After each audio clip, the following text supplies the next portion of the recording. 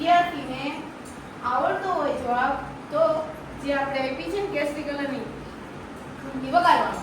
પછી જવાબ જો ખોટો પડશે તો -5, જવાબ જો સાચો પડશે તો +5. બરાબર. આપણે 10 પ્રશ્ન પૂછવામાં આવશે એટલે તમારી પાસે અત્યારે સમય છે કે વધારેમાં વધારે માર્ક મેળવી શકો. ક્યારેક એવું પણ બને કે ગ્રુપ બી છે અત્યારે પાછળ જતું હોય છે, 2 નંબરનું ગ્રુપ છે, એ આગળ પણ આવી શકે. કારણ કે આમાં 10 પ્રશ્ન છે એટલે 10 ગુણ્યા 5 એટલે 50 પણ મેળવી શકે અને 50 તો છે જ નહીં પણ કદાચ 10-15 માઈનસ પણ કરી શકે. એટલે તમારે યાદ રાખવાનું છે કે આપણે શું કરવાનું, જવાબમાં શું દેવાનું. બરાબર. પ્રશ્ન નંબર 1,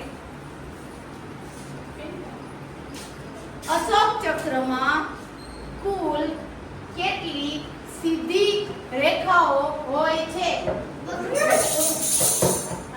હાલો ગ્રુપ નંબર 2 24. હવે એને 5 માર્ક આપો. તાલી વગાડો.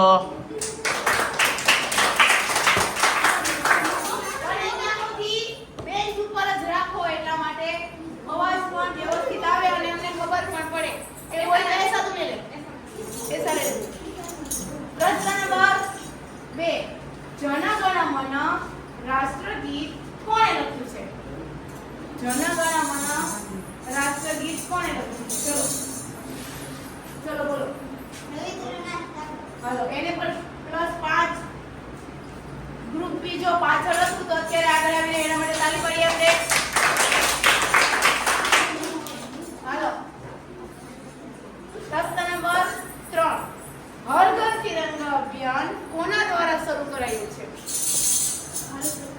ભારત સરકાર દ્વારા. Very good. ગ્રુપ નંબર 1 ને પણ 5 માર્ક. ચલો clap for group number 1. Clap means શું થાય? તાલી પાડો.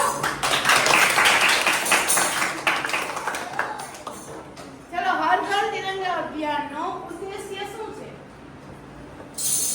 Very good. તિરંગા વિશેનું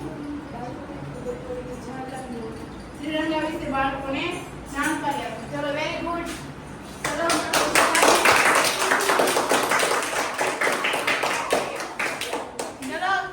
ગ્રુપ નંબર 3 ધ્યાન રાખો, તમે પાછળ જાઓ છો. વગાડવામાં ધ્યાન રાખો. ધ્વજમાં દર્શાવેલ ચક્રનું નામ શું છે?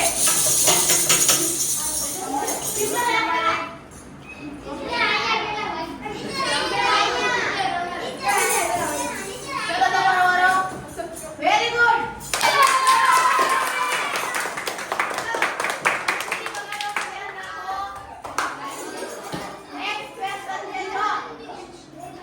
ધ્વજ માટે કયા પ્રકારના કાપડનો ઉપયોગ થાય છે? ચલો પ્લાસ્ટિક. આવડતું હોય તો